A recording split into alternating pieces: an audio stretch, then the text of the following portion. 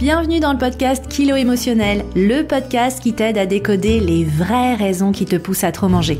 Je suis Johanna Verdi, coach de vie, auteure du guide Mon cahier Kilo Émotionnel, créatrice du programme Déjeuner en paix et moi-même ancienne mangeuse compulsive. Si la nourriture te rend dingue, si tu te jettes sur la bouffe à la moindre contrariété, si tu rêves de perdre du poids mais que tu es incapable de tenir un régime plus de 2 jours ou 2 heures consécutives, tu es au bon endroit. Avec ce podcast, je vais te montrer comment sortir de l'obsession alimentaire et faire la paix avec ton assiette et ta balance pour que tu puisses enfin consacrer ton énergie à ce qui compte vraiment. Hello et bienvenue dans ce nouvel épisode. Je suis ravie de te retrouver pour parler aujourd'hui du mouvement Body Positive. Alors toi, est-ce que t'es Body Positive ? Est-ce que tu utilises le hashtag Body Positive ? Parce que ce mouvement, en réalité, il a un seul objectif, c'est de montrer que tous les corps sont beaux. Donc, vu le métier que je fais, tu dois partir du principe que je suis Body Positive. Et pour être honnête, il m'est arrivé d'utiliser 2-3 fois le hashtag. Mais en réalité, ça fait des années que j'ai beaucoup de résistance avec ce terme et que j'ai du mal finalement à savoir pourquoi. J'ai même eu parfois un peu honte de pas me sentir body positive en me disant mais vu le métier que tu fais, tu dois l'être, tu dois encourager les femmes à aimer leur corps et à s'aimer telles qu'elles sont. Sur le papier, c'était plein de bon sens. Et puis récemment, je suis tombée sur une vidéo YouTube de Louise Aubry qui est connue sous le nom de My Better Self, dans lequel elle fait une sorte de mea culpa sur le fait qu'elle a été body positive et qu'elle ne l'est plus aujourd'hui et elle explique pourquoi. Et finalement, son analyse a été vraiment libératrice pour moi parce qu'elle m'a aidé à mettre des mots sur des choses que je ressentais depuis longtemps mais que j'arrivais pas forcément à verbaliser. Donc dans cet épisode, je vais t'expliquer pourquoi je n'ai jamais sincèrement partagé cette philosophie et ça peut peut-être t'aider à identifier pourquoi toi aussi, parfois t'as du mal, t'aimerais être body positive mais t'y arrives pas forcément. Donc déjà pour commencer, faut savoir de quoi on parle. D'où vient ce mouvement body positive ? Mais en fait, ce mouvement, il remonte à bien plus loin que l'existence des réseaux sociaux. Il remonte aux années 70 avec le mouvement Fat Acceptance qui est né aux États-Unis, avec simplement des femmes qui ont commencé à se rassembler pour dénoncer toutes les pratiques discriminatoires dont elles étaient victimes à cause de leur poids. Elles étaient victimes parfois de violences médicales ou d'errance médicale parce qu'on leur disait que tous leurs problèmes c'était dû à leur surpoids. Elles souffraient de discrimination à l'embauche et elles dénonçaient le fait que les personnes en surpoids ou obèses étaient totalement marginalisées par le monde de la mode et des médias. Ce que voulaient finalement ces activistes, qu'on appelait les fat activistes, c'était simplement d'avoir les mêmes droits que les personnes non grosses. Et avec l'arrivée des réseaux sociaux, dans les années 2000, ces personnes n'ont plus eu besoin de demander la permission. Elles n'ont plus eu besoin de demander qu'on leur donne la parole pour s'exprimer. Elles l'ont simplement fait. Et c'est comme ça que le hashtag Body Positive est devenu un moyen pour ces personnes d'avoir de la visibilité. Donc ce mouvement, à la base, a vraiment été créé par et pour des personnes grosses. Mais le problème pour moi, c'est que tout le monde s'est approprié cette philosophie. Et beaucoup de femmes, beaucoup d'influenceuses se sont mises à l'utiliser. À la base, évidemment, avec de bons sentiments. Mais pour moi, c'est là que les problèmes ont commencé. Parce que on s'est mis à mettre au même niveau les complexes physiques des femmes et les discriminations systémiques que subissent les personnes grosses. On s'est mis à être inondé de photos de nanas qui te disent « Regarde comme je suis vraiment », qui te montrent le bourrelet sous leur legging. Oh là là, j'ai tellement de courage. Mais ce n'est pas ça que vivent les personnes en grand surpoids ou en obésité. Elles sont pas juste à montrer ou à cacher un bourrelet sous un pantalon. En fait, leur surpoids, elles le portent au quotidien. Le deuxième problème pour moi, c'est que avec l'avènement du hashtag Body Positive, on s'est retrouvé submergé d'une flopée d'images de nanas qui se foutent à poil pour soutenir le propos. Avec vraiment des messages de être soi-même sans filtre, voilà, une photo où je rentre le ventre et une autre où je te sors le ventre avec le hashtag Body Positive. Mais pour moi, la conséquence que ça a eu, c'est tout simplement de continuer d'inonder les réseaux avec des corps de femmes dénudées et de réduire la femme à son apparence physique et à son corps. Et pour moi, t'es pas obligé de te foutre à poil. Alors quand je dis se foutre à poil, je suis un peu cash, mais T'es pas obligé de te mettre en sous-vêtements et de poster de toi des photos en sous-vêtements pour soutenir une idée. Et puis, petit à petit, body positive, c'est presque devenu un diktat. Et c'est ça d'ailleurs, je pense qu'il y a un moment m'a bloqué, c'est que j'avais l'impression que si tu l'étais pas, t'allais à contre-courant. C'est comme si t'étais contre le mouvement MeToo. Être contre le mouvement body positive, c'était pas acceptable moralement. Et c'est vrai que le message de fond que tous les corps sont beaux me convient, résonne en moi. Ok. Mais pour moi, le problème, c'est qu'avec ce mouvement, dès que quelqu'un est gros / en surpoids et met par exemple des belles tenues, en fait, tout de suite, cette personne, elle se retrouve avec l'étiquette body positive. C'est ce qui s'est passé, par exemple, avec la chanteuse Adele ou récemment avec Clara de la Starac. Je la connais pas forcément, mais j'ai pas pu échapper sur mon feed ou mon flux d'informations Google à des articles sur le fait que Clara de la Starac, elle s'assume, elle devient une icône du body positivisme. Mais pourquoi est-ce qu'elle devient une icône ? Juste parce que elle est grosse et qu'elle se planque pas sous une djellaba noire XXL ? Et la dérive pour moi de ce mouvement, elle en est venue au point où finalement, dès que quelqu'un décidait de perdre du poids ou perdait du poids, il se retrouvait critiqué, jugé.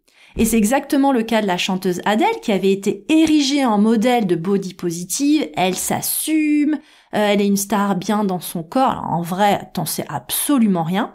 Et le jour où elle décide de perdre 45 kilos, c'est sa décision, c'est ses raisons à elle, en fait, d'un coup, elle est décriée par tout le mouvement parce qu'elle est plus body positive. Certaines personnes de ce mouvement se sentent trahies et la jugent et la dénigrent. Donc, encore une fois, un mouvement qui est né d'un besoin d'arrêter de dénigrer est juste devenu une bonne excuse pour encore une fois juger le corps des femmes et remettre en question leur choix. Donc, pour moi, ce qui me gêne beaucoup, c'est est-ce que pour être body positive, faut être grosse et rester grosse ? Et finalement, c'est un petit peu comme la question du féminisme. Tu peux être féministe en étant femme au foyer ou chef d'entreprise. C'est vraiment une question de choix. Et là, de la même façon, il y a plusieurs façons d'être body positive.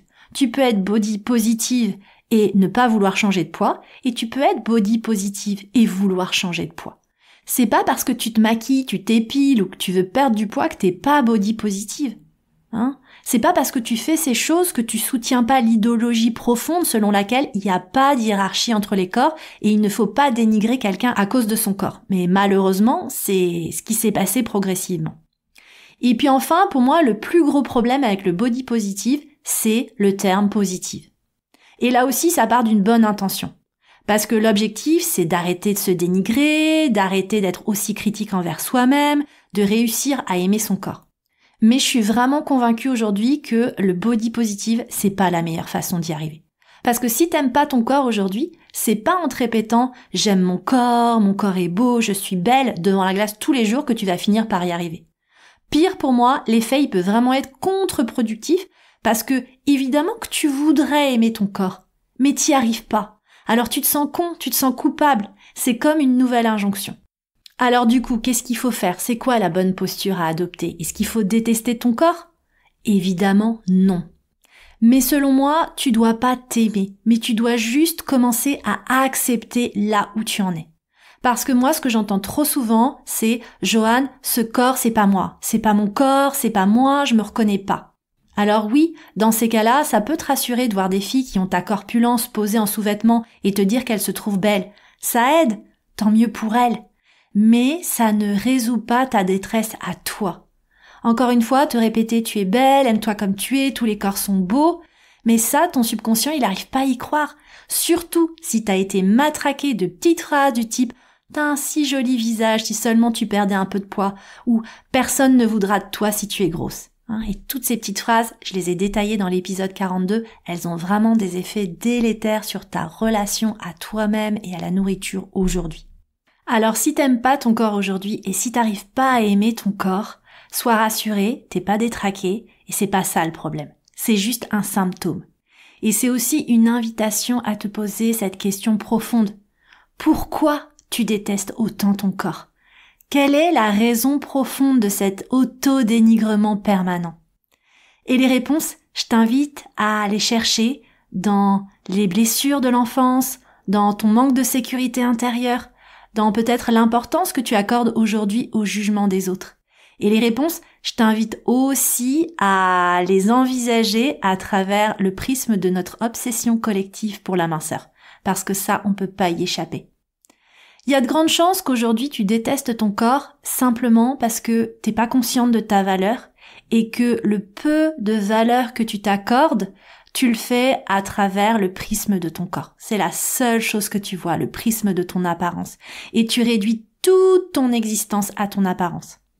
Alors moi, je voudrais t'inviter à pas forcément aimer ton corps, mais juste à accepter que ton corps, c'est celui que t'as aujourd'hui, c'est ton point de départ pour ton corps de demain, mais c'est aussi le seul véhicule que t'auras jamais sur le chemin de la vie pour t'emmener là où tu dois aller. Donc effectivement, juste en prendre soin, lui envoyer des paroles positives et encourageantes, c'est la seule chose que tu puisses faire pour que la machine fonctionne bien. Alors moi, ma mission, c'est justement de t'aider à te reconnecter à ta valeur, à prendre conscience de qui tu es, ce que tu vaux et ce que tu veux, pour que tu puisses consacrer ton énergie à des choses plus importantes que juste ton apparence physique. Et si aujourd'hui ton apparence est l'objectif principal de ta vie et le sujet qui prend toute la bande passante, c'est ok aussi. Simplement, prends conscience que ton corps tel qu'il est aujourd'hui, c'est le résultat de celle que tu as été jusqu'à présent, et ton corps de demain sera le résultat de celle que tu es à partir d'aujourd'hui, de l'identité que tu prends. Donc, est-ce que tu seras cette personne positive et encourageante qui donne aussi envie à ton corps d'avancer, ou est-ce que tu seras cette personne toxique et tout le temps dans le dénigrement qui lui donne juste envie en fait de se recroqueviller sur lui-même et peut-être de se protéger avec une épaisse couche de kilos de protection. En tout cas, une chose est sûre, quand tu commences non pas à aimer ton corps, mais simplement à accepter ton corps tel qu'il est aujourd'hui, et quand tu commences à aimer toutes les autres facettes de toi qui ne sont pas liées à ton apparence, c'est tout un champ des possibles qui s'ouvre et tu peux enfin sortir de l'obsession alimentaire et de l'obsession pour la balance. Et je peux t'assurer que ça, c'est vraiment une charge mentale en moins. Voilà, j'espère que tu as aimé cet épisode qui t'a invité à réfléchir. N'hésite pas à me dire, toi, ce que tu penses du mouvement Body Positive. Est-ce qu'il résonne en toi? Est-ce que toi aussi, t'as toujours eu des résistances comme j'ai pu l'exprimer aujourd'hui? Si c'est le cas, n'hésite pas à venir me partager ton ressenti sur les réseaux sociaux. Et n'hésite pas à soutenir le podcast avec des étoiles, des commentaires positifs. Et pense évidemment aussi à t'abonner pour ne pas louper les prochains épisodes. Et moi, je te donne rendez-vous la semaine prochaine pour un nouvel épisode consacré aux relations amoureuses. Parce que c'est vrai, on a passé le mois de février et la Saint-Valentin sans que je traite de ce sujet qui me semble majeur. Alors c'est pas grave, on va rattraper ça et je te proposerai dans le prochain épisode de t'expliquer comment ne pas te jeter sur la bouffe, même si ce mec ne t'a pas rappelé, même si ton dernier date t'a brisé le cœur, ou même si tu fais face à des conflits dans ton couple actuellement. Je te remercie pour ta présence et je te donne rendez-vous au prochain épisode.